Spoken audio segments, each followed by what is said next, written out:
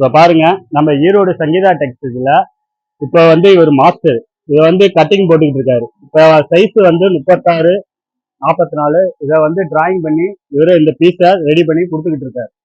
இந்த piece ready ஆகி இவங்க கிட்ட போகுது. இது வந்து காலர் செக்ஷன். இந்த காலர் செக்ஷன்ல இருந்து ரெடி பண்ணி டைரக்டா வந்து அவங்கள்ட்ட தையலிங் போகுது. பாருங்க, இப்போ ஃபுல்லாமே வந்து ஒயிட்டு எல்லாமே. இப்போ ஆர்டரு பெங்களூர்ல இருந்து இப்போ வந்து ரெடி பண்ணி ஒயிட் செட்டா வந்து கேட்டிருக்காங்க.